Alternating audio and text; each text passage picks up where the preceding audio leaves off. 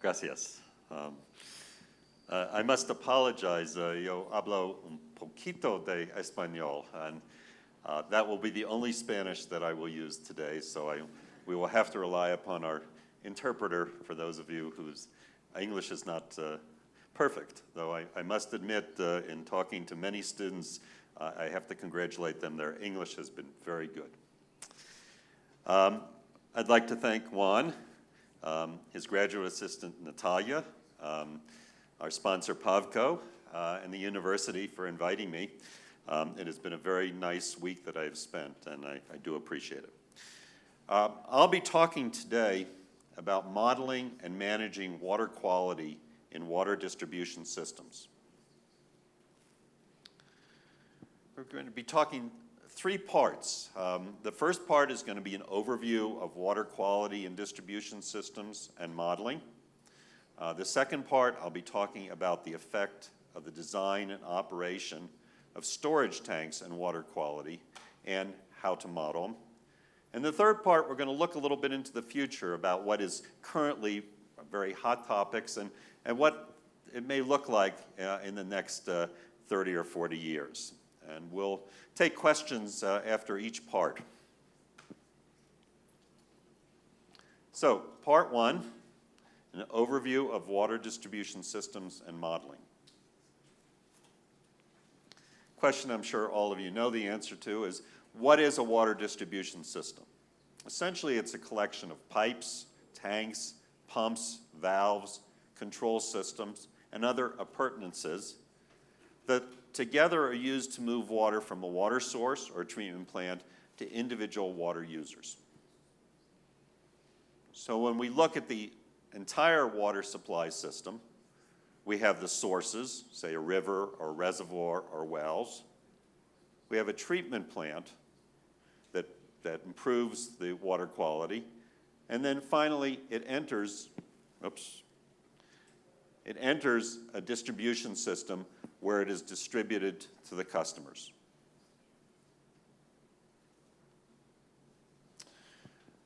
The way that we view water quality in our drinking water has changed over the years. Maybe 10 or 15 years ago, we thought that if the water quality leaving the treatment plant was adequate, then that was all that we had to be concerned with. But we know today that water can deteriorate as it moves through the distribution system. So we have to be very concerned about how we design and we operate our distribution systems so that the water quality is maintained. Some of the causes of the deterioration are water age. Water is perishable, like milk or other things other food. And so as it ages, the water quality can deteriorate due to loss of a disinfectant, bacterial regrowth, or formation of disinfectant byproducts. Also, there can be leaks or other entries into the distribution system that can introduce contaminations, either accidentally or in some cases intentionally. And finally, the interaction of water with pipe walls can affect the water quality as it moves through the distribution system.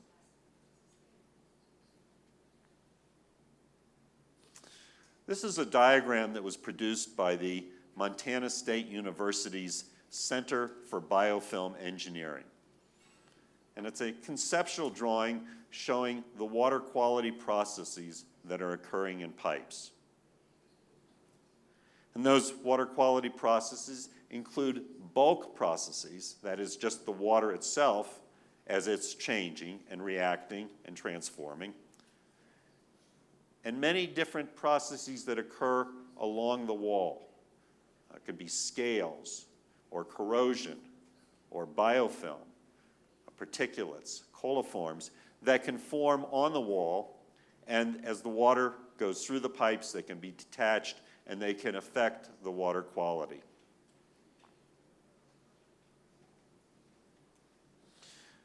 Let's start from the basics in terms of modeling a water distribution system. Models help us to understand and predict the behavior of water in the distribution system.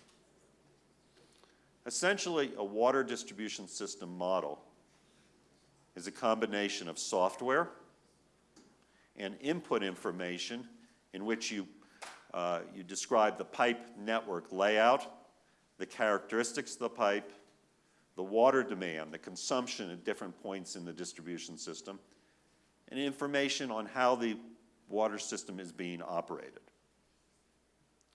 And as output, it produces flows and pressures at different places in the distribution system over time, and it can calculate various water quality time series at different places in the distribution system. There are many software options that are available to you. The most widely used software is the EPANet or EPANet model that can be obtained free.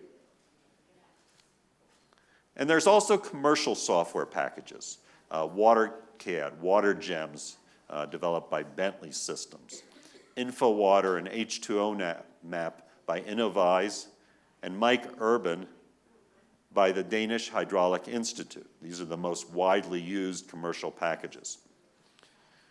When you're looking at it and comparing EPANet, the free model, to the commercial software packages that may be quite expensive, you should understand that they give similar results. They basically use the same equations to predict it. The difference is that the commercial packages have more options.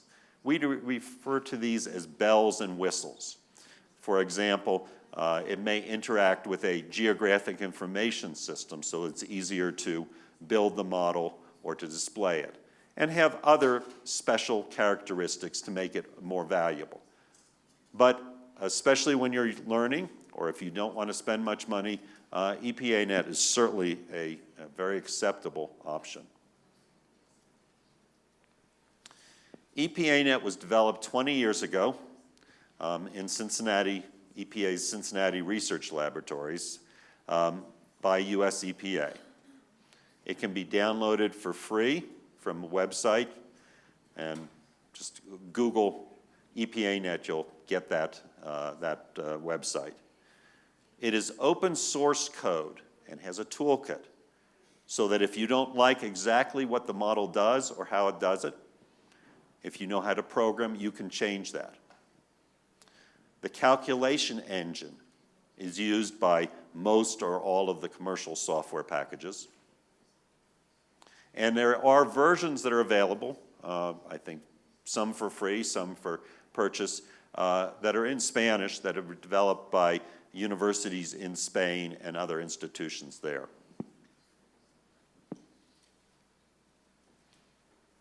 This screen shows the graphical user interface for EPANet. It has a map. In this case, the color is indicating the simulated chlorine concentration at a particular point in time. The graph over here shows the history of the modeled chlorine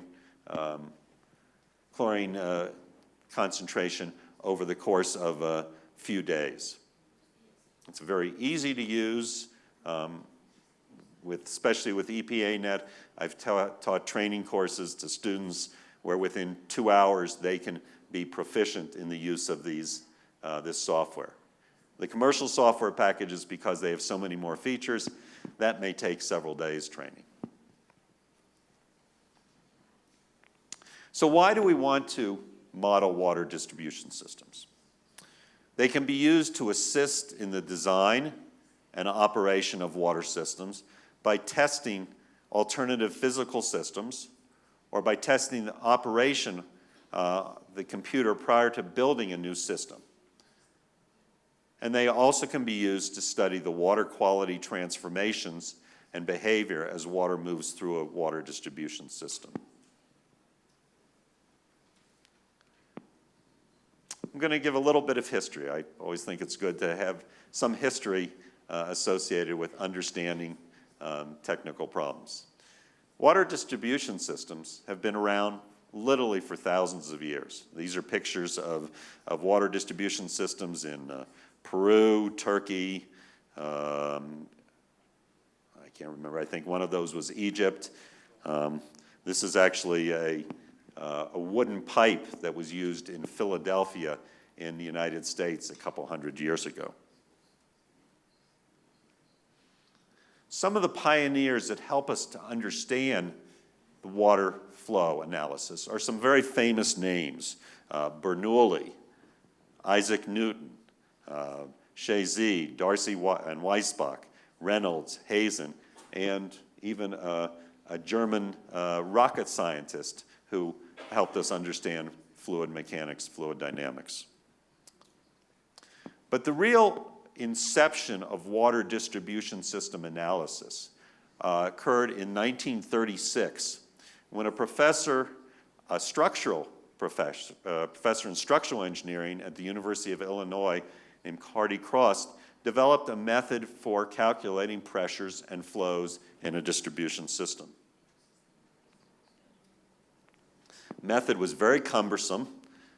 I remember as a student being taught this, and it's an iterative process where you have to estimate and you go and you calculate around loops, and if it's wrong, you have to adjust. And at the time, I'm quite old, at the time I was learning this, you did this with a slide rule. I'm not sure if anybody knows what a slide rule is anymore, but this is predated calculators and computers. So it's not surprising that when computers first started to be built back in the 1940s and 1950s, that one of the earliest problems, especially in the water area, was to try to computerize this Hardy-Cross method. By the late 1960s, there were good, easy to use, relatively easy to use, steady state models. In other words, they simulated what was happening at a single point in time. And in the 1970s, these were extended to what are called extended period simulation, which looked at how the water flow, how it changed over the course of the day. So it became a much more realistic and useful tool. This is referred to as EPS, extended period simulation modeling. In the 1980s, we first became interested in water quality modeling. How does water quality vary through the distribution system? And there were several first steady state models, and then a few years later, dynamic models that modeled the movement of a contaminant or a chemical, such as chlorine, through the distribution system. So how is water, or what affects water quality in distribution systems? First of all, the source water. The source water, if the source water is not good, it's not going to improve in the distribution system. So you need to have good source water or good water leaving the treatment plant. It can be affected by the operation. If you operate your system in certain ways, there's going to be less deterioration of water in the distribution system. It's affected by the transport and transformations that occur in the distribution systems. And it can be affected very much by the storage of water in storage tanks, because water spends, or can spend, a lot of time in the storage tanks and deteriorate. It's important also to understand that the water quality can vary very significantly in terms of temporally and spatially. So the water quality at one time of the day may be very good, at other times it may be poor. And similarly, there may be parts of the distribution system, usually those parts that are furthest away from the treatment plant, where the water quality may be quite poor. So what are some of the reasons for modeling water quality? We're interested in water quality at the tap, not just at the treatment plant. Water movement can be quite complex, and often non-intuitive. Water quality may differ from different sources, resulting in blending problems. Just going out and taking a few samples around a distribution system is not adequate because you may not get the places where there's problems, or you may not be doing it at the time that the water quality is worse. And finally, it's used very frequently for testing alternative plans to reduce water quality deterioration.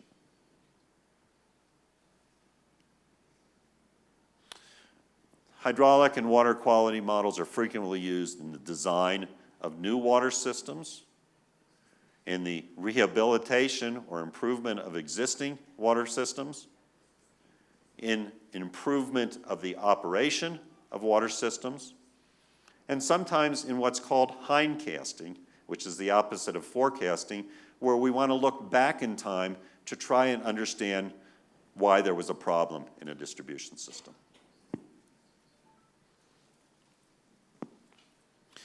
The water quality modeling process is a multi-component process. In reality, in all of the software models, there are two parts. There's the hydraulic model, and it generates the hydraulic results. And those hydraulic results, flows and velocities, are then used in the water quality model to predict what's happening. This is invisible to the user, but it is a two-step process. There are three basic types of water quality modeling: source tracing, water age, and modeling of constituents. And those can be conservative constituents and non-conservative constituents. And I'll explain in the next few slides these various types of water quality modeling. I'm going to use a very simple example. First of all, it's easier to illustrate points with a small example. And also, I would encourage you, when you're first learning to model, that you take a small example and work on that. It's much easier than trying to model, for example, the entire Bogota system and understand the software and what's happening. So the example I'm going to use, and this is in EPANet, is called small water. It's an example that is hypothetical, but is realistic and somewhat similar to the first system that I modeled some 30 years ago. The population served here is 2,700 people. There are three types of pipe material: cast iron, asbestos cement, and PVC.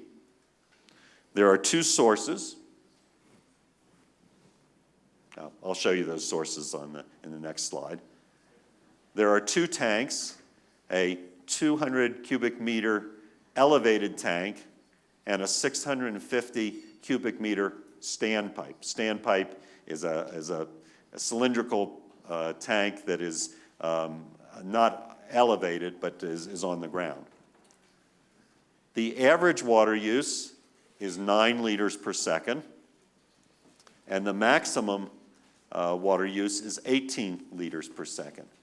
Remember, I come from the United States where we have seasons, and the water use is much higher in the summer than it is during the winter. There are three pressure zones: a main zone, a high zone, and what we refer to as a reduced zone. So here's a map of the system. I'm going to use it over here.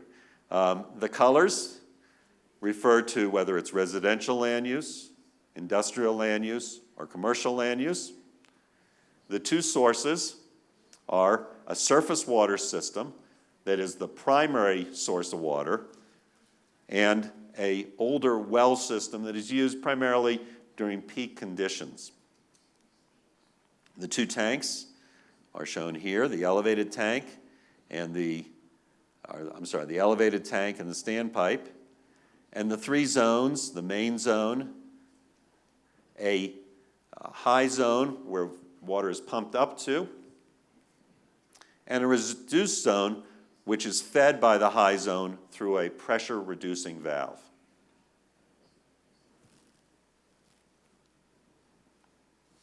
This map shows the average demand at different nodes in the distribution system. The blue, the dark blue, are those nodes where there's very little demand. The red are those zones where there's a higher demand.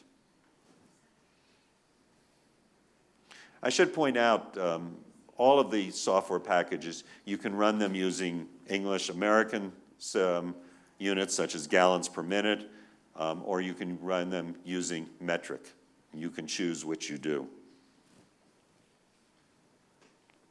This shows the pipe diameters, and the pipe diameters vary from about 100 millimeters, for example, in this small trailer park, to about 300 millimeters in the main pipe from the surface water.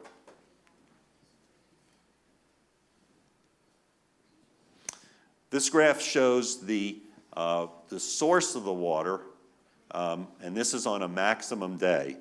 And as illustrated, it changes over the course of the day, and it also, most of the water is being provided by the primary water source, that's the green, and a lesser amount by the wells.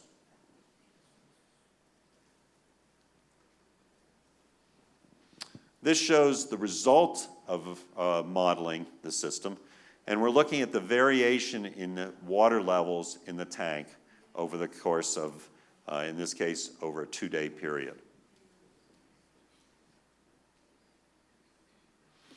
So we're now going to look at the 3 types of modeling, water quality modeling. The first is source tracing. And in source tracing, you choose one of the sources, and you model the percentage of water coming from that source reaching all points in the distribution system. So in this case, we're source tracing for source number 1, the main source of the water. And the color indicates the average percentage of flow that is coming from source 1. So typically, the area near source number 1 receives almost all of its water from source 1. The water near the wells receive most of its water from the wells. And other parts of the system receive different mixes, blends of water on average from the 2 sources. But remember, this is average over the course of a day. And so we see from this that the percentage of water coming from the different sources varies very significantly during the day. And people say that people are most sensitive to changes in water quality. So for example, if you live in this location, or you live in this location, you're going to be getting at one point during the day water from source 1, and at another time during the day, you're going to be getting water from another source. And if the taste of the water from the 2 sources is different, it's kind of very disturbing to have that happen. The second type of modeling is water age, and that's tracing the age of the water, the average time it takes to get from a treatment plant to a point in the system. Water age is frequently modeled. In fact, it's the most common type of water quality modeling because it's a surrogate for water quality. So, and this doesn't always apply, but generally, water as it gets older can deteriorate. So if you model water age and you see points in the system where the water is very old, you would say these are the points where you would expect possible problems. In water age modeling, we calculate the age of the water at each node, at each time step. It's usually influenced by how much time the water spends in a tank. And also, we know that nodes, locations that are furthest from the treatment plants, and especially dead ends, pipes where there's just a long stretch with no looping, that the water quality can deteriorate because of water age. This is a plot of average water age. And as we would expect, the nodes near the sources are the shortest water age. And as you move away from the sources, and especially after water goes through a tank, the water can get very old. And in this case, this water in the reduced zone is over 4 days old on average. In an elevated tank, in this particular case, we assumed at the start of this simulation that the age was 0. And then as we start modeling, it reaches a dynamic equilibrium. And we see in this particular tank, the elevated tank, that the water is, on average, about 4 days old.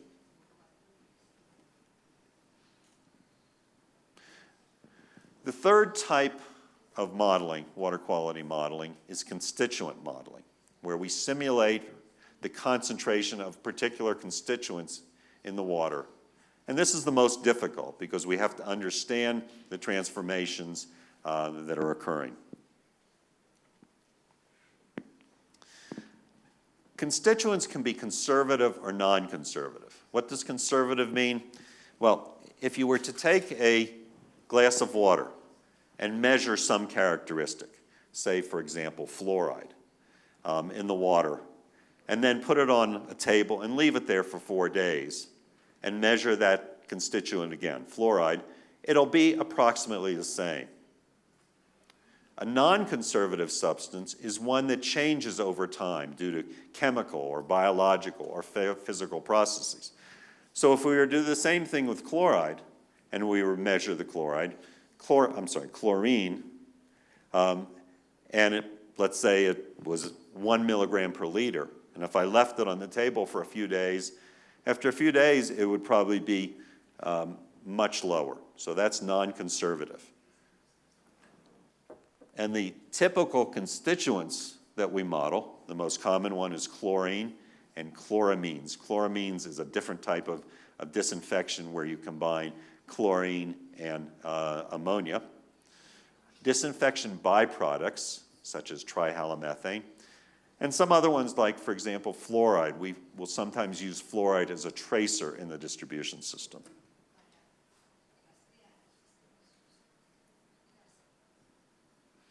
Chlorine modeling is the most common water quality modeling task. And it's used to predict the concentration, the chlorine residual, throughout the distribution system.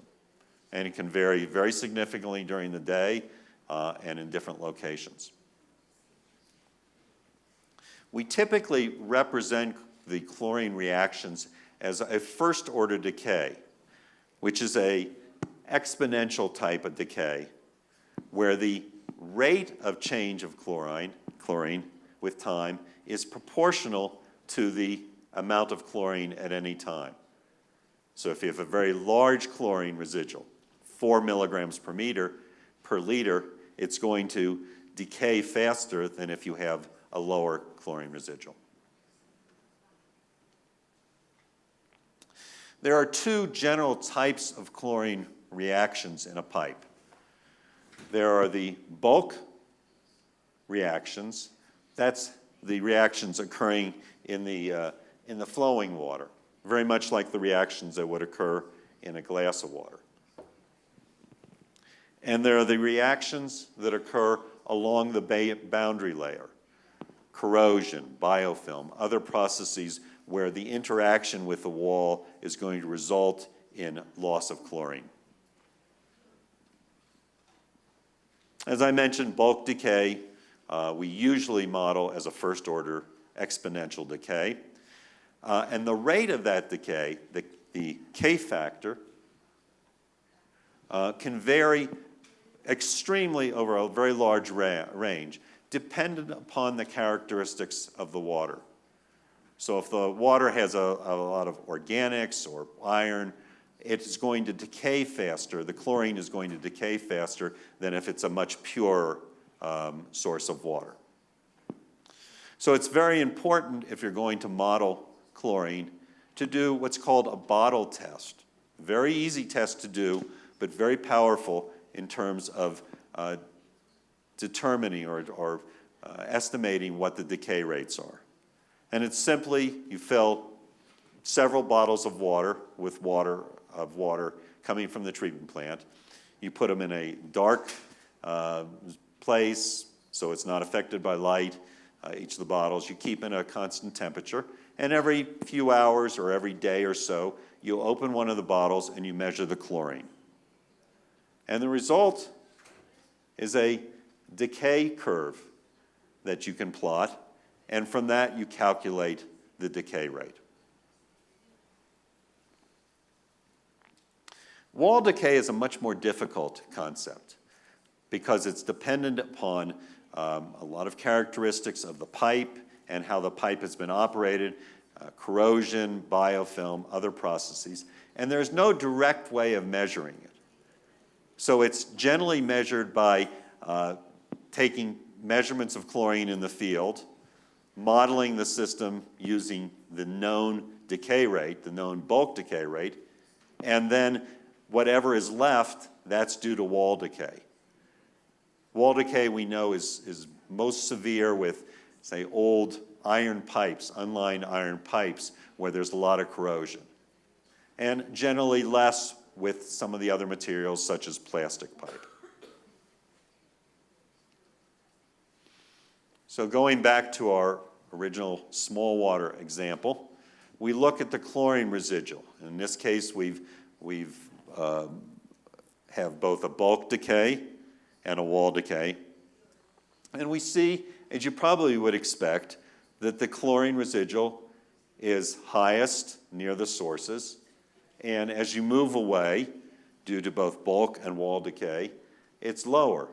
And in this particular zone here, which we know the water is at least 4 days old, the chlorine has decayed to a value that's less than 0.2 milligrams per liter, which is generally considered the minimum chlorine level residual that you want to maintain in your distribution system. And so you would probably want to use the model to look at some alternatives, maybe doing chlorine boosting up in this area to increase the chlorine residual.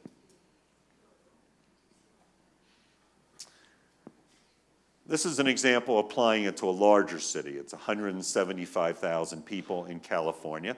This is about 1/10 the size of the Bogota system, for example, but it's still a relatively large system.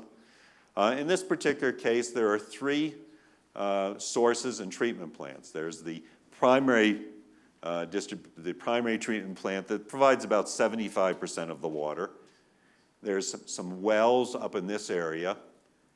And there's a demineralization plant that has treated brackish water. The red line is the major trunk system, and the other ones are the smaller pipes. Here we're modeling maximum water age. And we see the areas near, the dark blue areas near the sources. The age is relatively young, less than a day, but there are parts of the system that due to operation and the way the water's moved, the red parts, the water is over 7 days old. And that certainly may be a concern because you may have lost your chlorine residual and other water quality problems. We can look at source tracing, and the green part is the parts that receive majority of their water from the primary treatment plant. The red area receives its water, most of its water from the demineralization plant. The yellow water comes from the groundwater. And surprisingly, the blue parts are receiving significant amounts of their water from all three of the sources. And so again, if those sources have different tastes or characteristics, the people that live in this area here may get very different tastes if they were to drink the water at different times during the day. So, in summary on this part one, water quality modeling of distribution systems can be a useful tool to improve both design and operation of water systems. So at this point, let's see what the time is. We can take about 5 minutes or so of questions.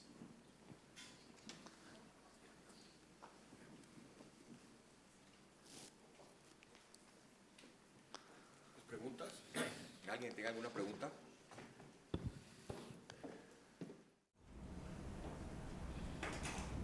Buenos días. ¿Cuál es el tiempo máximo What is the aceptable maximum acceptable time de condiciones de cloro in chlorine conditions red? in the network? Según el modelo hay Or 7 días according to the de model, there are agua, 7 de days agua, pues para nosotros in water Bogotá age. es inaceptable. For ¿Cuál that in es el Bogotá is máximo unacceptable. tiempo What is the para- maximum time para ese rango for that de la range calidad del agua?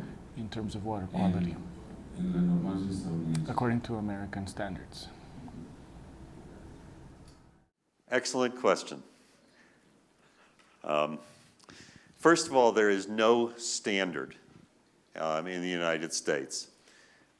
There are a few standards. Some of the states, specific states, have standards. There's the most frequent number that is put out there is 5 days. But it is, and the reason there is no standard is that you cannot generalize. It depends very much on the quality of the water. So there are some places where the quality of the water is so poor that the chlorine will decay down to almost nothing within 1 day. So under those circumstances, you would hopefully you would want your age to be less than 1 day.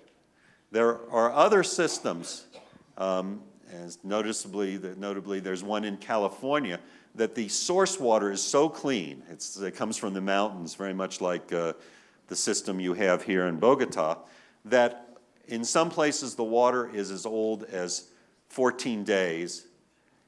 The disinfectant has remained, the quality is good. So it's impossible to generalize. Pregunta adicional. One additional question, sorry. Tiene que ver también, o sea, yo te entendí la I calidad del understand agua, in terms of pero water quality, but las fuentes, si son de the sources, fuente de agua if marina, they o are de marine pozo, or o de from a well alguna otra fuente, ¿tienen or algún from any other rango source, do que those lo have dice any other range that exclusivamente makes a difference por between them, or cloro, is it el just parámetro the que parameter ustedes that you establish is according to manejan, chlorine? principalmente? If I understand correctly, do you mean in terms of water age? And quality. If you have a different water age depending on the type of water, of the source type of water, if there is a different age, are you looking just for chlorine or also some other components inside the water? That's correct. Yeah, yes, there are other components. In the United States, we're very concerned about disinfection byproducts forming. There would be, I'm sure there's some other parameters that also vary with age.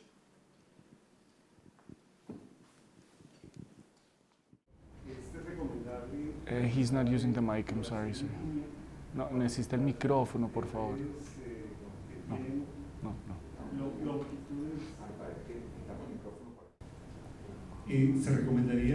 Would you recommend to realize and to conduct chlorinization inline when the networks have a considerable length, for example, over 50 kilometers?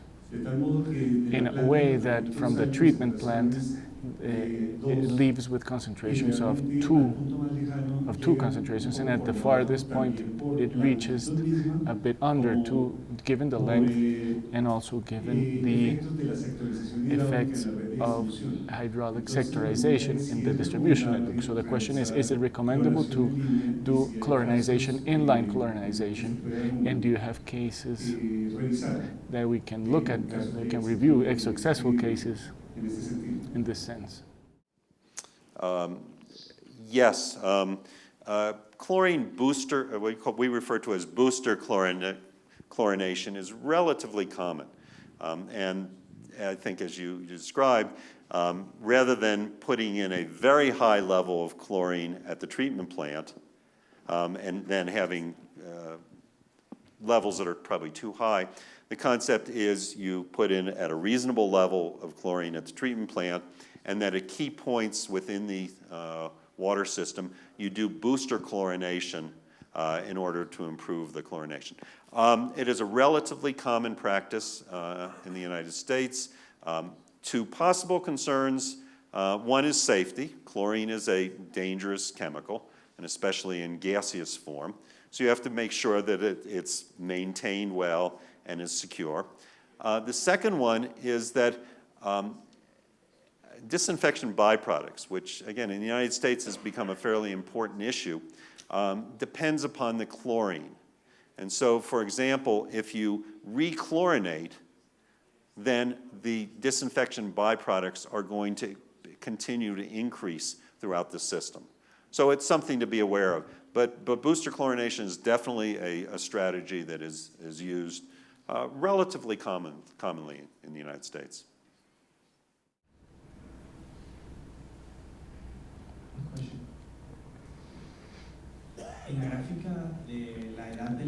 In the graph of water age, we had points that were very near to the water source, but they had high ages or many days. Why does that occur?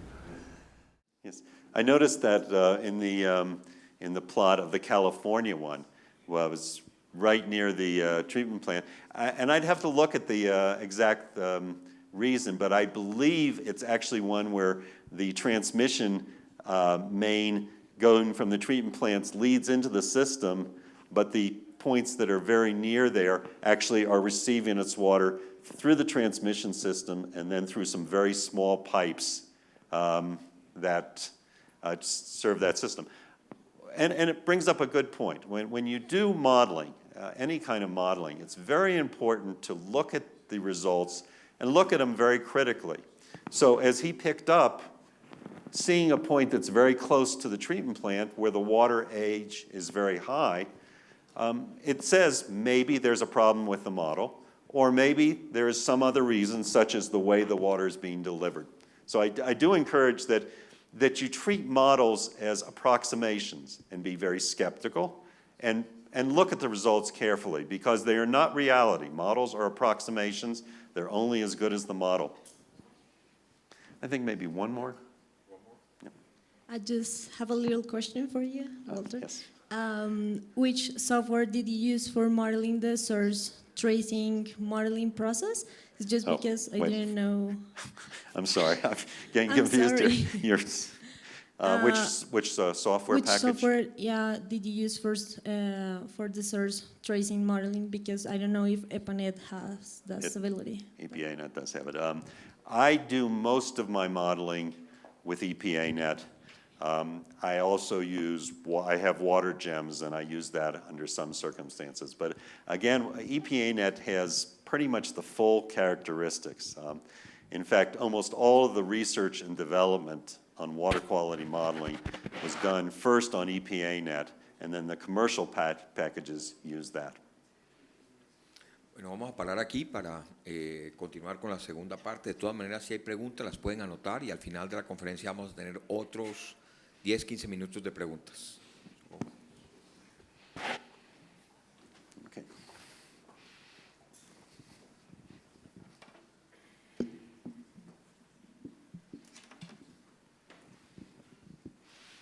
Okay, part 2 is the effect of design and operation of storage tanks on water quality and modeling water quality. This is a topic that I think is very important, and it's also one that I did a lot of research on, so I like to talk about it. Tanks come in all different sizes and shapes. These are various tanks, mostly in the United States, but a few other locations. Most of your tanks in Bogota and I think Medellin are what are called ground level tanks. Because you have so many mountains, you don't need elevated tanks. Other places, I'm told, such as Cartagena, the elevated tanks. Probably don't look like that. This is actually in the state of Georgia in the United States, and Georgia grows a lot of peaches. So that's painted to look like a peach. Typically and historically, tanks are designed to meet specific hydraulic objectives as emergency storage, to equalize pressure, and to balance water daily use. But it was only about, I think in the late 80s when we started doing research, we found that because of aging and a few other characteristics, tanks were very important in terms of their impacts on water quality. If water spends a lot of time in the tanks, old water can lead to loss of disinfection residual, DBP, disinfection byproduct growth, bacterial regrowth, nitrification. Some of the other problems can be sedimentation within the tank or contamination directly into the tank. The potential problems are long residence time, water aging, where we've talked a lot about those impacts.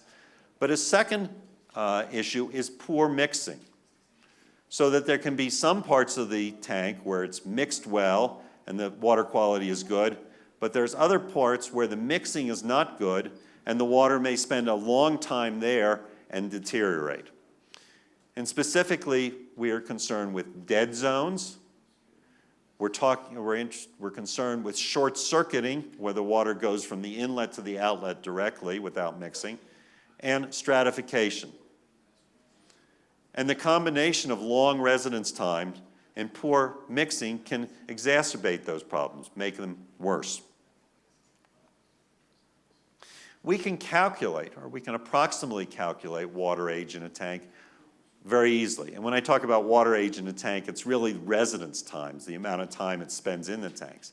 It is governed primarily by the inflow and outflow. So if we know how much water is in the tank, going into the tank, the size of the tank, and how much water is going out, we can make those calculations very easily. We can write the equations in a spreadsheet, or we can use some very simple models, or we can use the models that are in the distribution systems. The complicating factors are that if there's poor mixing, as I indicated, the age may differ very much in different parts of the tank. And when you're looking at a water system overall, one of the significant problems of aging is what we call cascading tanks. So in some places, the water may go through a tank in a very low zone and then be pumped up to a higher zone, go through another tank, and then go through another tank. So that's why, for example, this water system in California I was referring to, the water can get very old, 14 days or even longer. There are various operational changes that we can make to decrease the water age. We can exercise the tank more. In other words, move water into and out of the tank more quickly. We can drop the levels of the water in the tank to a much lower level so that it doesn't age. We can operate the tanks at lower water levels during lower demand seasons. Remember, we do have seasons, at least where I live. And in some cases, we actually take water tanks out of service during the winter because we don't need the storage. Mixing is really another issue. They can relate, but we have to understand if we have problems in a tank, is it an aging problem, or is it a mixing problem, or is it both? Poor mixing can result in pockets of older water. Some of those pockets may have totally lost their disinfectant. Some of them, there may be microbial regrowth. And when that older water in the tank does get discharged into the water systems, it can result in health problems. Now, in most tanks, in almost all tanks, the way that a tank mixes is what's called turbulent jet mixing. So in this particular example, we're looking at the side of a tank, and the inlet is at the bottom, and the water comes into the inlet, and just through its natural energy, the momentum, the velocity, it moves through the tanks. And if there's sufficient velocity, as it moves, it's going to entrain the water that's in the tank. So we actually create mixing patterns. And so from a single inlet, we can mix a very large tank. Another mixing issue is stratification. Just as we have stratification in lakes and raw water reservoirs.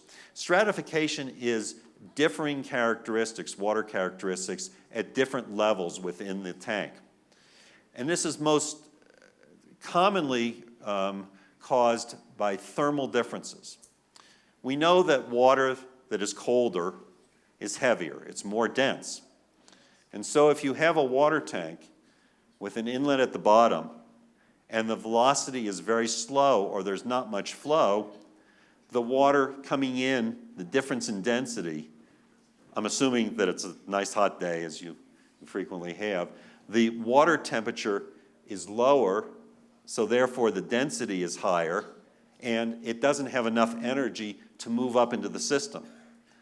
And so if the outlet's down here also, the water down here circulates very well, goes in and out, and quality's good, but the water up top can become older and older and older. And there are cases that have been documented in tanks where that's happened, and then there's some change. Maybe they have a fire and they need to use a lot of water, or the temperature changes, and that old water gets back into the distribution system, and it's very poor quality and has caused some very significant problems. We can improve our mixing by exercising the tank, by designing them correctly, and the primary design issue is the inlet diameter.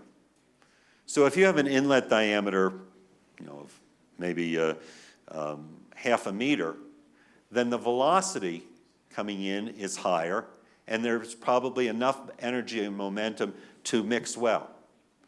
But some of our tanks are designed with very large inlets. I've seen inlets that are 2 meters or even larger. And there's not sufficient velocity, there's not sufficient momentum, so the water just comes in, and rather than mixing, it just stays right near the inlet. There's other things. There's something called a duckbill valve where it's a rubber valve so that it actually varies. If there's very low flow, it's closed, or it's very small, and then it can expand. Separating out inlets and outlets. Many tanks in the United States, it's a combined inlet and outlet, so the water goes in sometimes and it's coming out. And in the extreme case where they cannot get good mixing, they'll use mechanical mixers, where energy is applied to mix the water in the system. So some recommendations: encourage good mixing, minimize your inlet diameters, get a good path. You don't want your inlet coming directly into a wall, which tends to kill the energy, etc. There are many tools that help us assess water quality in a tank, and these include both models and monitoring studies. The models, there are very simple ones, and these are what we call systems models, where we assume the type of mixing. And in most cases, when we apply EPA-NET or other distribution system models, there's a system model, and we make the assumption that the tank is completely and instantaneously mixed. Certainly an approximation, but in many tanks is probably a good assumption. In other ones, we assume there's plug flow. Plug flow is like a row of soldiers marching through a tank. The water just moves through as a plug. Or sometimes there's last in, first out. So if you have a stratified tank with a combined inlet-outlet, the last water that comes in is the first to come out. There are more complex models that we use sometimes when we have significant problems. One of them is a computational fluid dynamics model, which is a very detailed model of the flow based on the basic Navier-Stokes equations. It can represent a three-dimensional system. It can represent thermal effects. It's difficult, requires training, requires expensive software. Sometimes those models have to run they're so intensive computationally that they have to run for a week or 2 weeks to simulate a tank. And this is an example of a very large reservoir, finished water reservoir in Washington, D.C., 95,000 cubic meters. And what we're looking at is the result of a CFD model. We're looking from the top, a plan view. And in this particular case, there is a baffle wall that extends from here to here. And so the water comes in here, goes around the baffle wall, and then out through the outlet. And we're simulating a tracer test that we did, where we injected a chemical, a safe chemical, into the water, and we then measured what was happening in the tank, and then modeled it with CFD. And we're looking at 4 hours after we started the injection. And the red area is the highest concentration, and so the tracer has reached through here and just reached through here. It hasn't come through this area. And finally, before we had computers, and we still use them occasionally, we can do scale modeling in a laboratory. These can be small or large models, and we can use chemical dyes, or we can use other chemicals such as sodium to measure the conductivity. This is a large-scale model, 2.5 meters in diameter, built by the Bureau of Reclamation. And in this case, they used both a dye, so you could visually see what was happening, and also conductivity meters that measured the conductivity. There are various methods for monitoring water quality in a tank to understand what's happening. We can do tracer studies, where, as I said, we inject a chemical, or in some cases a dye, into the tank and measure the concentration at different points in the tank. We can do temperature monitors at different elevations within the tank to measure whether there's stratification. And we can internally monitor, either on a continuous basis, you can have sensors at different locations, or during studies. So the important lesson is that improperly designed or operated tanks can result in old water or poor mixing that will lead to water quality deterioration. So I think at this point we can take some questions.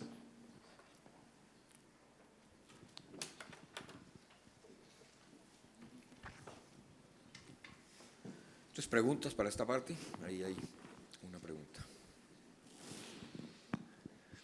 La pregunta es, ¿cada cuánto se debe The question is, how realizar el lavado de tanques often should we clean the tanks que no afecte pues la calidad del agua de salida? so that Aquí the en Bogotá, water quality is not affected? se tiene en las normas In que Bogotá, debe the realizarse norms lavado una say vez that cada they 6 should be meses. cleaned once every 6 En los months. Estados Unidos es recomendable que se haga How cada often do you do it in the States? Another one of those questions where there is not a simple answer. If I had to say there was a general standard, and there isn't, the recommendation is typically once a year. Now, after saying that, the number of tanks that are cleaned once a year is very small. And I have to say that there are probably some tanks that have never been cleaned.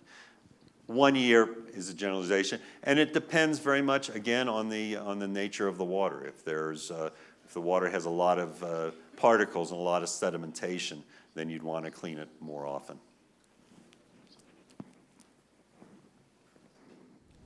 ¿Una otra pregunta? Another question.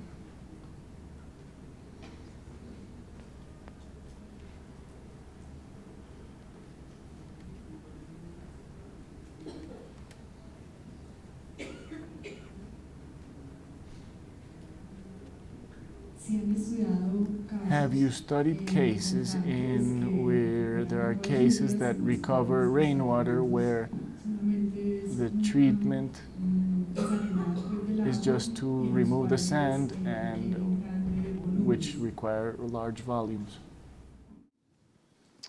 I have not personally studied that. I've heard of some cases, but I don't have any experience in that.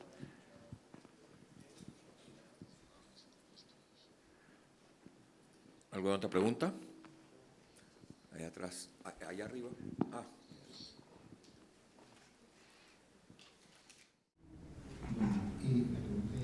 My question is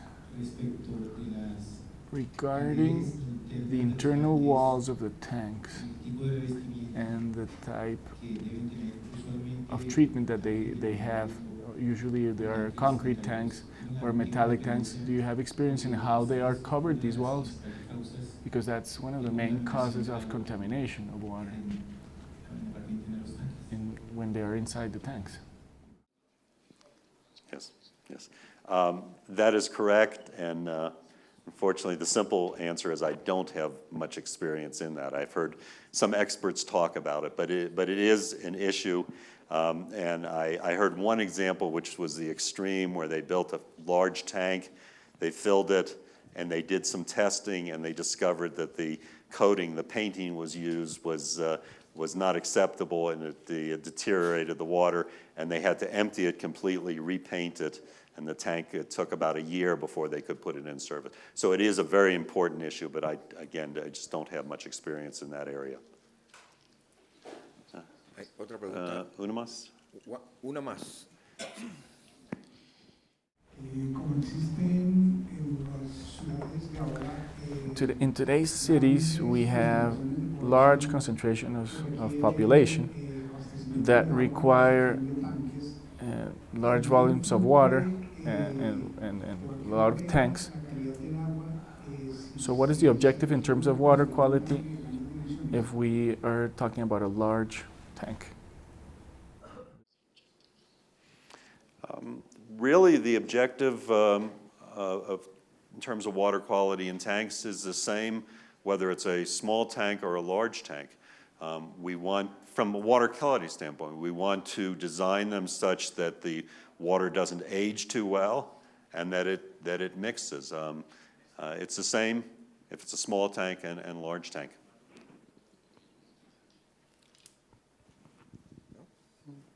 If there was one more right up there.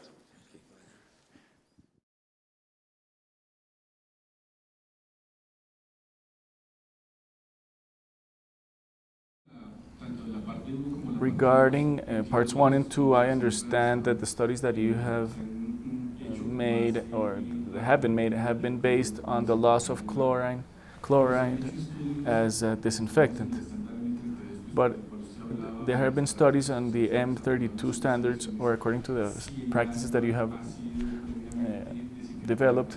Have you looked at water systems that have disinfected by UV systems? And number 2, do those systems really help water to age better and the chlorine remain fresher? There are some alternative disinfection or treatment processes, and you mentioned UV as one. The other one that is very commonly used in the United States is chloramination, where you combine both chlorine and ammonia. There's another form of chlorine dioxide. I personally have not done much with UV. My understanding is that the UV is primarily, it's a treatment process, but it doesn't provide a lasting disinfectant, so that if the water quality after UV was very high, leaving the treatment plant, if there was some contamination in the distribution system, then there is no disinfectant to continue.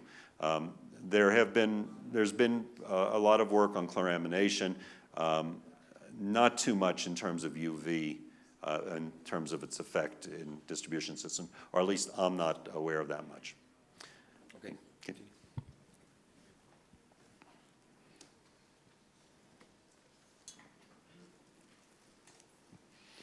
Okay, now this is the fun part, because we're going to look at what is happening right now at the edges, what's on the frontier of what's being studied in distribution system models and distribution systems. And then we're going to do some looking at the future, what's going to happen over the next 25, 30 years. There are three topics that I'll be talking about that are the very hot research and development topics these days in distribution system modeling. There are optimization methods, there's real-time modeling of water distribution systems, and there's something called multi-species modeling. So, optimization methods are methods where you essentially take your water distribution system model and you run them in several times, many, many times, with an optimization routine in order to find the best situation. The concept of optimization with distribution systems has been around for, I can remember back in the 1960s that it first came up. It's becoming a much more popular topic because the optimization models are much more efficient and you can use them more effectively. There are four methods or four areas where optimization is being used, at least in distribution system modeling. That's in the optimal design of water distribution systems, the optimal operation of water distribution systems, the optimal placement of water qualities and other types of sensors in the distribution system, and the optimal calibration of models. The oldest is the design optimization tool. And the idea here is we will use the model and we will use it repeatedly to find out what is the best design for a distribution system. So it looks at the pipes and the cost of the pipes, pumps, in some cases the tanks, determine what is the, for example, least cost solution and maximize the performance. There are now several commercial design optimization packages that are available so that you can apply them yourself or in some cases go to a company and they will help you with this optimization. It is being used, I'll use the word sparingly in the United States. There are several water companies that have applied it. It's not yet become that popular. The three packages I'll just mention, one is Optimatics, which is a combination Australian-United States company. The big water models, Innovise with H2O map has their water designer system. WaterCAD, WaterGems has the Darwin designer module. The second type of optimization is the operational tools. And the objective here is to operate your system in such a way to improve it. And the most common usage is to reduce energy usage, pumping. In many systems in the United States, pumping is the largest cost associated with operating the distribution system. Operational tools are also used to maintain chlorine residual and again minimize the amount of chlorine that is used and at the same time frequently not to overchlorinate. There's been much research in this area. There are several packages, several software packages that can be purchased to do it, or many engineering companies or research organizations will apply their operational optimization models to reduce costs. The third area is the optimal placement of monitors. This has become quite popular because of water security.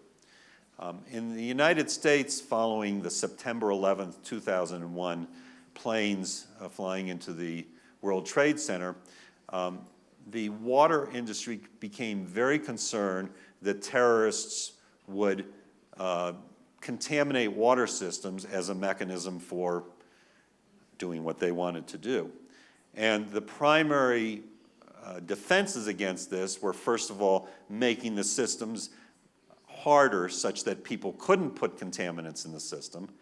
But since that's very difficult, the other was to put sensors in different places in the system so that if a contaminant got into the system, the sensor would detect it and you'd be able to control it.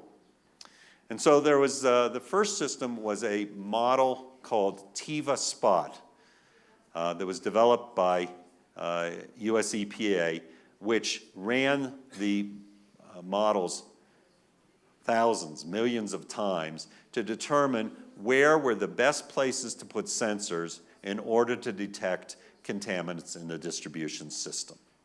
And this has been applied in a number of cities in the United States, and I believe it's also been applied here. Juan has applied it in Bogota. The next type of optimization is calibration of models.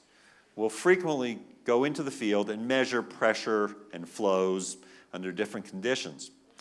With optimization calibration, we will then use that field information and run the model several times to see to determine the characteristics of the model. For example, the roughness coefficient of the pipe that give you the best correlation between what the model is saying and what the field data is saying.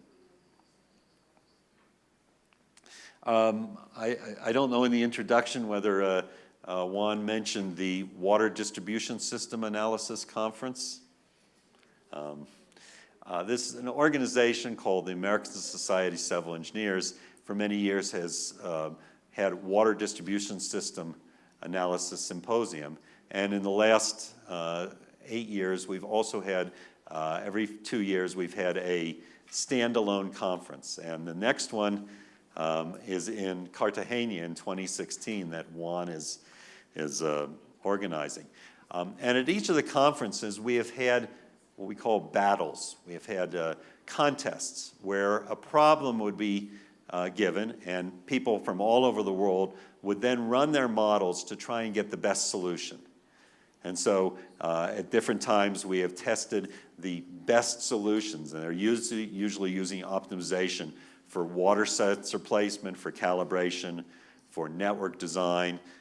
The last conference was just held 2 weeks ago in Italy, and it was the battle of background leakage assessment.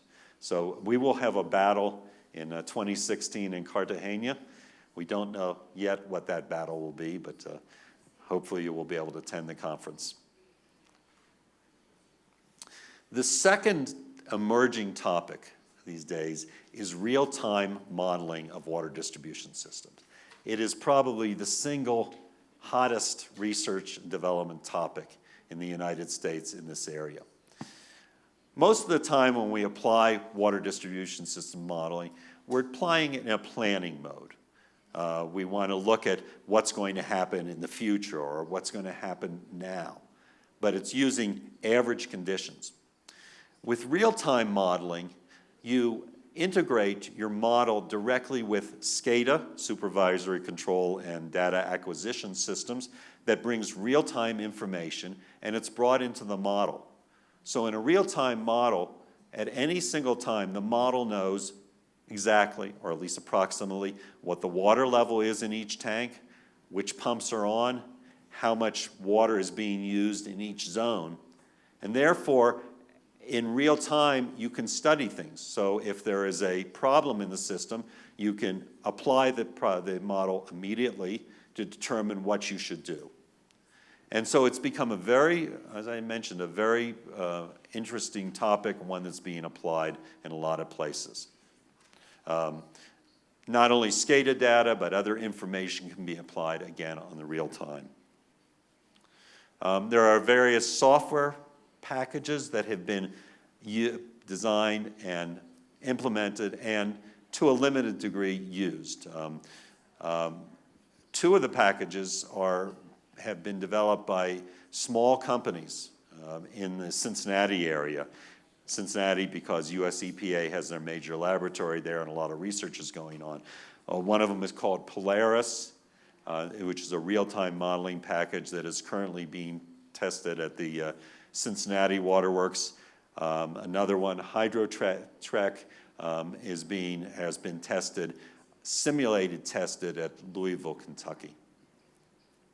But it's a topic that you should be aware of, and just monitor this, because it's going to become a more popular topic, and one that will be applied in water companies. The third one is multi-species modeling. And this is a very important breakthrough in water quality modeling and distribution systems. Standard models, the software packages, have always been somewhat limited in what you could do in terms of water quality modeling. First of all, you could only model a single species at one time. So you could only model chlorine, or you could only model water age. With multi-species modeling, you can model several species at the same time and the interaction between the species. So for example, if you decide that chlorine is very dependent on temperature, you can model chlorine and you can model temperature at the same time, and the interaction of those two can be modeled. The other thing that multi-species modeling allows is that you are no longer limited by just what has been put in the model. So if you don't like the chlorine model that is in EPANet, you can use MSX to program, and it's just writing out the equations, what you think that model should be. So as you're doing research, it's a very useful research tool. In the research area, it's been used to model multi-source chlorine decay models situation. So if you have a system, such as in Bogota, where one source has a very pure water, and so that the decay coefficient is much lower than another source, then you can model that using MSX. Chloramine modeling, they've written some very complex 20 species models that represent the interaction between all of these chemicals. Particulate material, water temperature, bacterial regrowth, and many other research applications. Again, it's just emerging. It's been used in a few places in the United States by water companies for actual modeling. It's available in EPANet. It was developed in EPANet. And then the other two major commercial software packages, InfoWater and WaterGems, have recently or are just about to introduce MXX into their packages. So that's what's happening currently these days in water distribution modeling. And we're now going to look further into the future as to what may be happening. And again, once you start looking further into the future, these are guesses. 2 years ago, a book that I co-wrote with Peter Laux and Laurel Saito was published by ASCE, called Toward a Sustainable Water Future, Visions for 2050. And this book is available for free. It's I would say it's a very nice, easy book to read. There's the place where you can download it. I think we can make it available so you don't have to copy that down. We asked 35 groups of experts to give their opinion of what water resources environment will look like in 2050, their visions for it in specific areas of water and environment. And I'm gonna, since we have limited time, I'm only gonna look at the ones that relate to water infrastructure challenges and just give you some brief snapshots of what some of those experts said. The book has a series of cartoons, so if you don't feel like reading it, you can just page through and look at the cartoons and get something out of it. This cartoon is dealing with the infrastructure and the state of the infrastructure. In the United States, the American Society of Civil Engineers publishes a report card each year in which they grade the general state of the infrastructure, roads, water, transportation, wastewater. And for the past many years, water and wastewater infrastructure has received the lowest grade. They graded on a scale of A, B, C, D, and F. And water and wastewater infrastructure in the United States has received a grade of D minus, extremely low. So this particular cartoon is showing an engineer, and his son is bringing in his report card from a school, and it shows that he's getting kind of middle grades, and the engineer is saying, "Son, you should be ashamed of yourself. You'll never be successful unless you get better grades." And the irony is that we are willing to accept water and wastewater infrastructure, which are grades D minus. Very serious problem, one that's going to continue and is going to become worse. Glenn Dager is the Chief Science Officer at CH2M Hill, a very big consulting firm. And he wrote a chapter on urban water and wastewater management in 2050. And the quote here is, "Transitioning to a more integrated urban water management system will require significant changes in infrastructure, institutions, and professional practice." And the cartoon shows a plumber talking to his assistant in a basement where there is pipes for sterile water and drinking water and irrigation water and gray water and yellow water, and saying, "I remember the good old days when there was just a water pipe and a sewage pipe."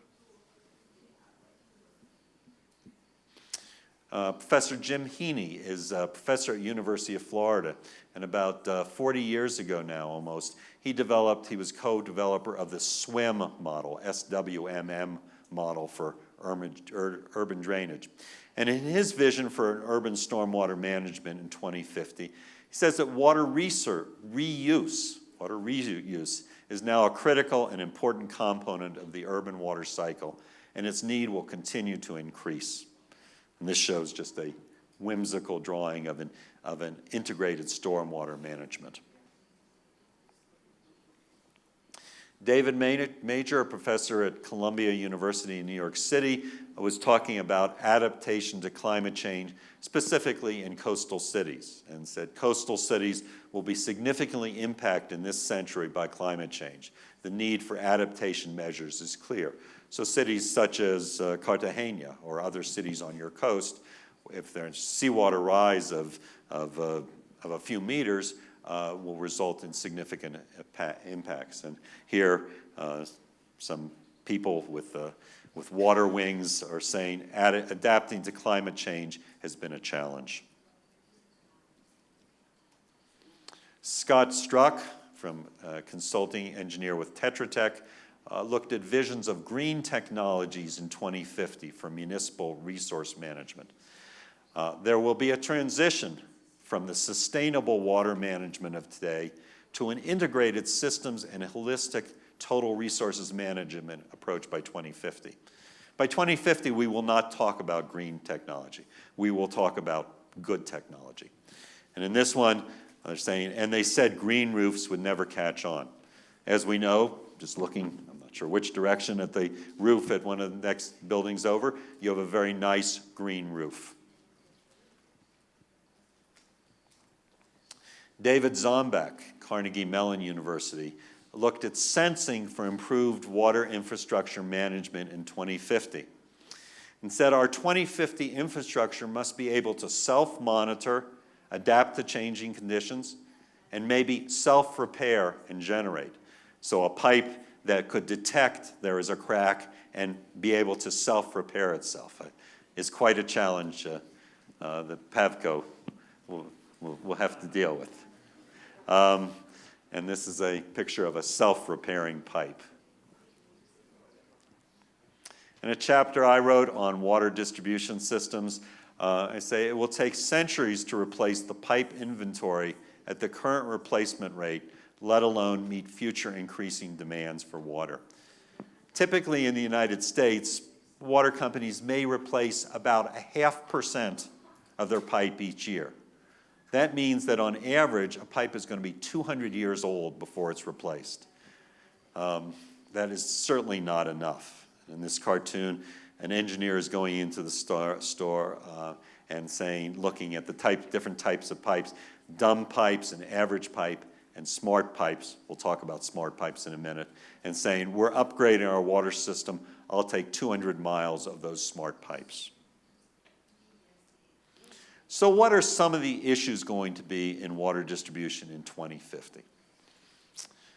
First of all, I think it's fair to say that it's going to be evolutionary rather than revolutionary.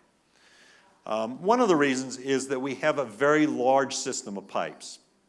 And if you compare water systems to other technology, so for example, my assistant here holding up a cell phone, we replace our cell phones maybe once every 2 years, so that any new innovations are introduced very quickly. We replace our computers maybe once every 5 years.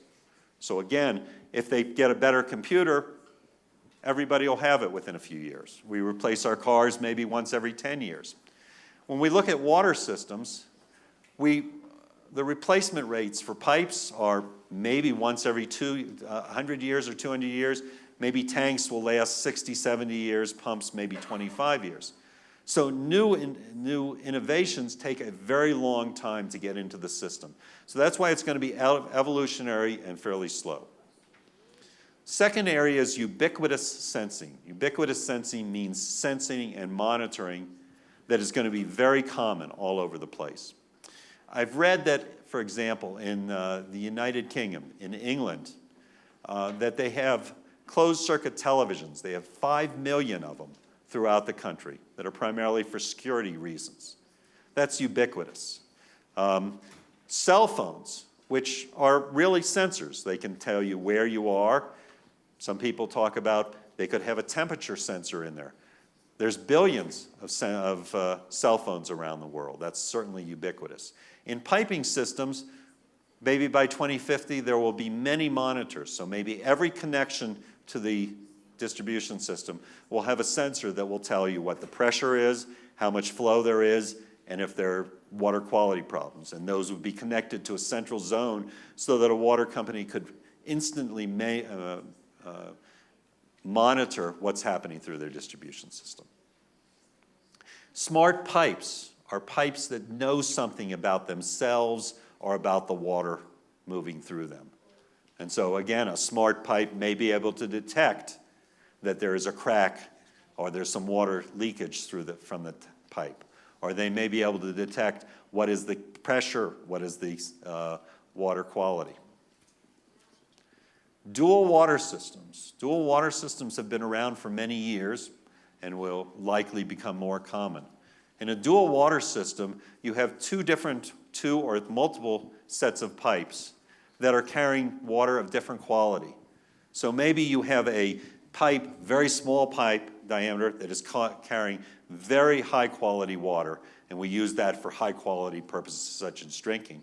And maybe there's another pipe, larger pipe, that has lower quality water that can be used for watering plants or maybe for toilets or for fighting fires. Integrated design and operation. The concept between integrated design and operation is that you consider both the design of the system and the operation of the system at the time you design your system. And if you do that, you can be more effective and more cost efficient in terms of your design. And finally, water tracking and control. And that's using sensors and using real-time models to be able to track how the water is moving through the system. So at any given time, for example, if you have a contaminant, you find a contaminant in the distribution system, you would immediately be able to know where it's moving and be able to control it so it doesn't move through your system. What do we need to do in order to meet our 2050 vision? We need a robust research and development that is directed to the needs of the water companies. I've visited several water companies and Pavco with Juan this week. And this talked about what the universities can do, what the water companies need in terms of the way they research. And it's very important that the research that is done in universities is not just academic research that doesn't have any comparison. We can't afford for our research to be not useful. We have to make better use of emerging technology. So as technology that emerges in other fields becomes available, we as water companies, we as water engineers, have to start incorporating that. And typically the water industry is a fairly conservative and sometimes slow-moving industry. We have to be more aware of what's happening in other scientific fields so that we can bring that into the water industry. And undoubtedly, we need to have increased funding to repair and replace our old water infrastructure. We cannot afford to have pipe that is 200 years old.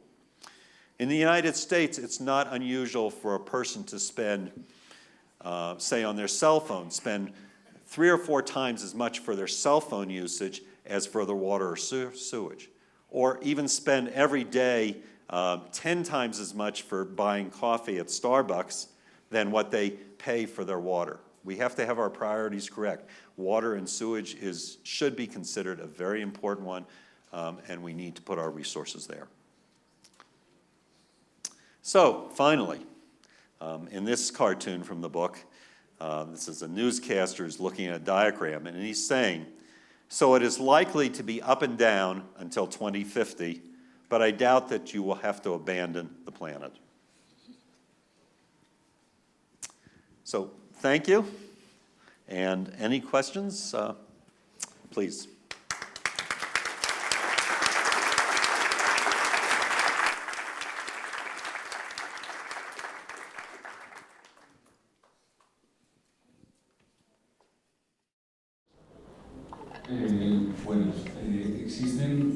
Good morning. Do we have monitoring systems for pipes with fiber optics to monitor pipes at the structural level? Currently in the market in the United States, have you implemented these types of technologies to monitor water quality parameters? In terms of monitoring the strength, these are, again, they're research topics. There may be a very small application of either fiber optics or else, I've heard about some people have put wires through it to detect leaks. In terms of monitoring, yes, certainly there are systems out there for doing it. One of the problems is they're very expensive, and there are combined monitors that will monitor temperature and chlorine and conductivity and pH, and they can be inserted into the pipe. But they cost about $10,000 US, and they require a fair amount of maintenance. So this is certainly an area where we need to have improved solid state, small sensors that can be very inexpensive and can be put throughout the system.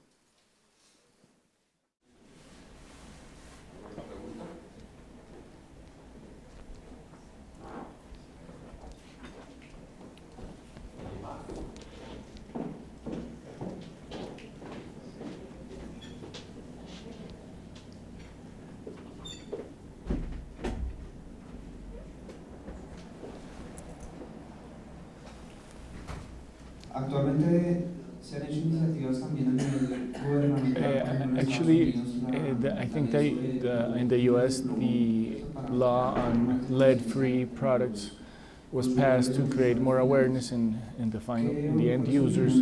What is your opinion on those types of measures, and what other type of measures can also be effective to improve water quality in the household? Because many times we do a lot of effort to create technologies and systems for good water quality in the networks, but sometimes at the household it's deteriorated due to bad habits. Yes, that is correct. There are some very strict laws and requirements in terms of lead, certainly in the pipe distribution systems, but also in terms of within houses, and new houses essentially, or houses for the past 20, 25 years, they have not used lead, and in some municipalities they require that the lead pipes be taken out. That, again, is a topic that is of interest. We call it premise plumbing. And it's a research topic in terms of how can we change the plumbing within houses and buildings in order to improve the water quality or to cause there to be no deterioration. ¿Alguien más? ¿Alguna pregunta? If anybody has, it doesn't have to be a question. If you have, when we start looking in the future, it's anybody's guess. So if you have some idea of what should or could happen in the future, please feel free to share it.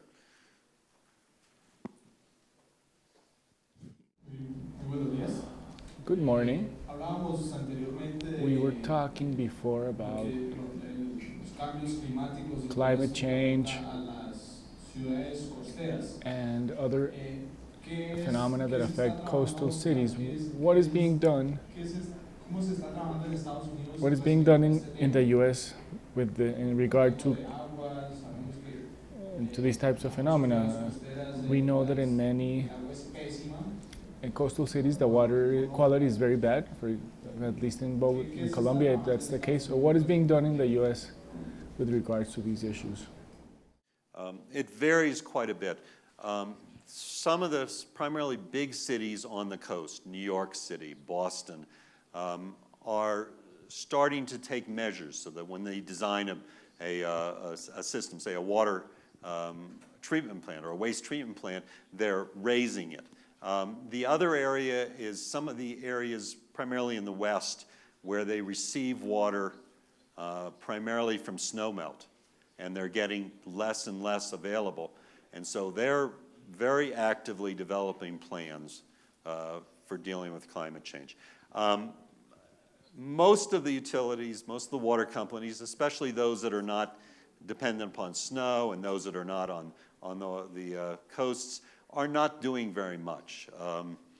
There is also in the United States a fairly large group of people who are climate change deniers, who just say either there is no climate change or it's not due to man-made anthropological causes.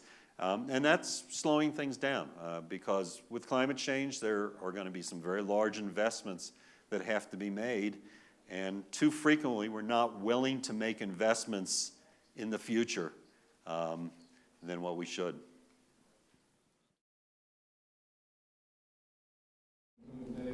My question is, we were talking about cost optimization models and the other models that he talked about, but in Bogota, which ones do you think we should implement in Bogota so that we can improve multi-use of water? Can I throw that question to Juan? Because Juan has actually been applying optimization models here. Gracias. De nada.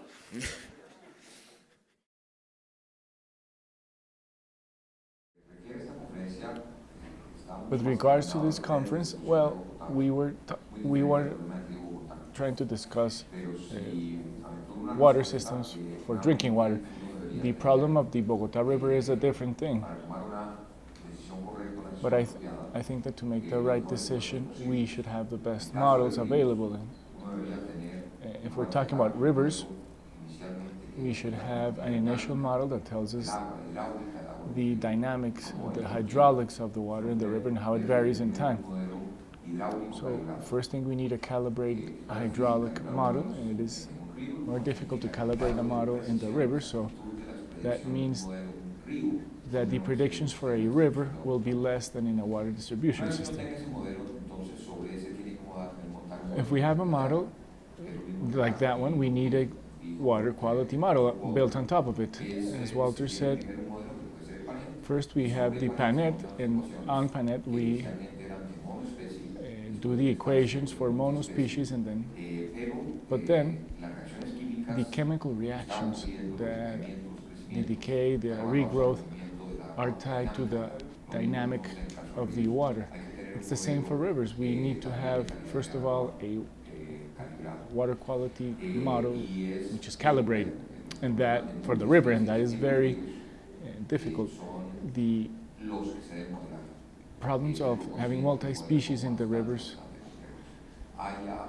is a very complex issue, but we are working on software to develop these. Thank you.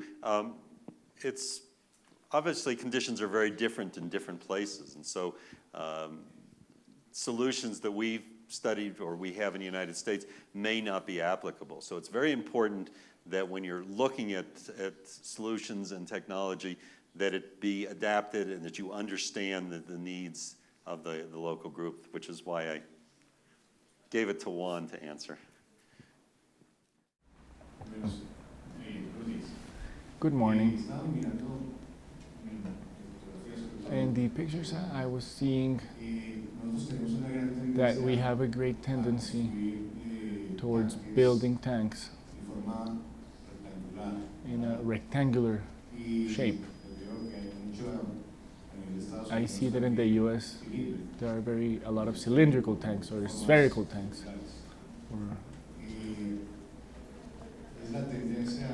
Is it a trend?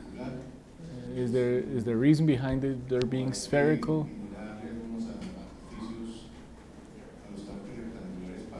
Or should we do something to our rectangular tanks to avoid old water accumulating in them? There are rectangular tanks in the United States. Typically, the larger ones that are concrete cast in place tend to be rectangular, whereas the cylindrical ones that are pre-constructed or are cylindrical. I have studied mixing in some of the rectangular tanks, and it's not that much different. You use the same principles in terms of make sure that there's sufficient energy and momentum coming in. You want to choose the location of your inlets and outlets, but the fact that there's some corners as opposed to round, it doesn't have a big impact on the mixing.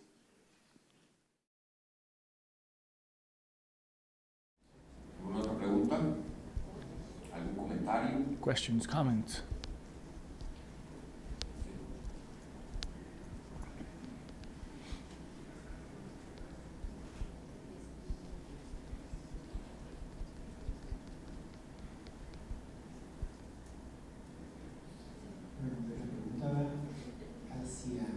The question I have is, what types of strategies do the norms in the US require in order to attend emergency situations regarding contaminants? Because we have models indicating us how chlorine behaves or another type of component behaves in the water, but we don't have a model that tells us what happens in an event where there's a contamination on purpose, like or a malfunction in the system. Is there within the rules and regulations a requirement for operators to have those manuals, those models that tell them what to do in an event like that? Following the events of 2001, in 2002 there was a law passed, and this was a federal law, meaning it applied to all places in the United States, called the Bioterrorism Preparedness Law. And it required every water company that served more than 3,300 people to develop a water security plan and an emergency response plan. And this was addressing what parts of the system were vulnerable and how they should prepare for an emergency. The resulting plans varied. Some of them were very good. They've been applied. The emergency plan has been kept up to date. Other ones, it was a book and was put on a shelf and never talked about. There is no federal law in terms of planning or emergency response. There are some states and some localities that do require emergency response plans. And most water companies do have an emergency response plan. How good they are, since we, especially in the contamination area, we don't have many events, we don't know how effective they will be during a contamination event.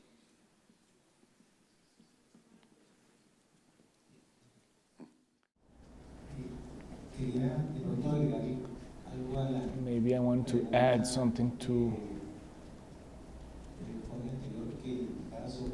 the previous question that talked about the differences between the tanks, if they were spherical or rectangular. We have had an experience in the state of Córdoba, and what happened is that in the 90s,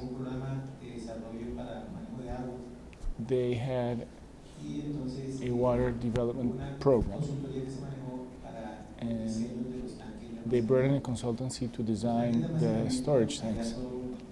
Storage tanks are practically all of them elevated because it is a very flat area, it is a coastal area. They reached the conclusion that the tanks should be beautiful, because it's the first thing we see when we get to a city, and if we place a rectangular tank at a height of 25 meters, or like a Heinz tank or a spherical tank, it has a certain impact from the point of view of urban landscape. That's one of the reasons that we use those types of tanks, is just to add a bit of aesthetics. And you showed it as well with a peach tank in Georgia. That is true. Sometimes communities will use them as advertisement. They'll have their name and a very nice drawing. But hopefully the primary emphasis is on designing a good tank. And then if you paint it in a certain way, then that's an additional. Thank you. I would like to ask this in English, if possible. Oh, okay. Thank you for a very nice lecture. When looking at the global moment of urbanization and the new emerging super cities or new cities at all, what would you say is the new ways of managing water compared to the old ways? What are the wrongdoings which shouldn't be repeated when creating new water management systems? Well, one of them is we talked about that considering water quality in the decisions, considering water age, and that is considered quite a bit in the United States. One that I think I would like to see more is better use of the data that's coming in. We heard, for example, in was it Medellin, where they have 16,000 what are called SCADA points. So in other words, there are 16,000 real-time signals that are coming in with information on pressure, flow, water quality, water levels. I think better use of that information as a resource is important. Maybe more sophisticated, better operation of the systems and making use of the ubiquitous sensing in order to better use what you have. Any other suggestions? Una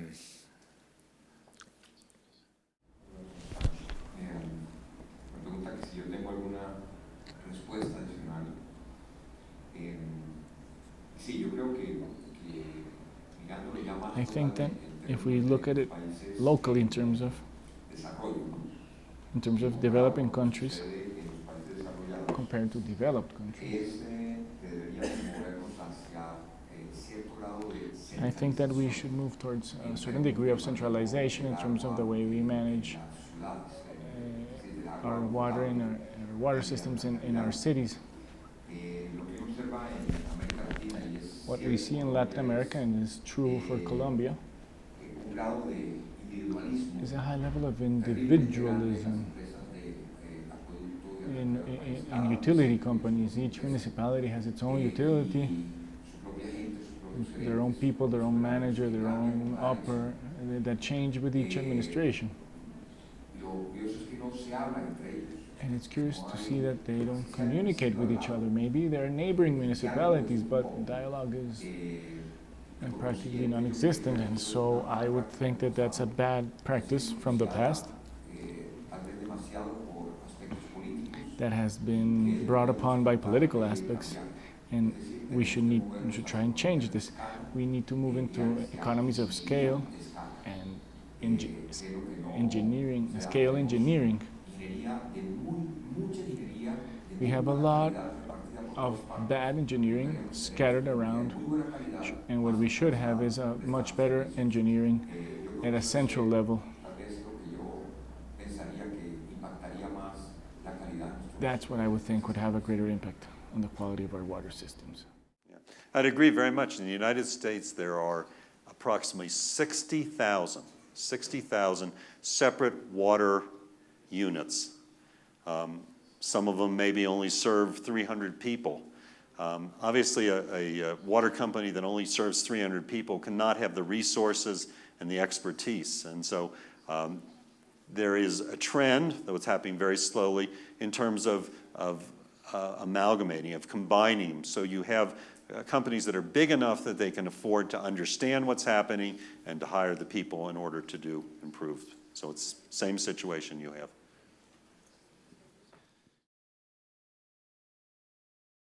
At Pavco, we are working on aquacell tanks, what we call aquacell, which are covered in geomembranes, and they are replacing the old tanks. How do you see the evolution of those systems that are more versatile and can be better, they better suit the requirements of today? I'm not familiar with that particular technology, but it is good to see the water industry looking at upgrades and improvements. I would encourage, if it hasn't been done, research on new products to make sure that they are effective and how they can best use. But I'm not familiar specifically with that technology.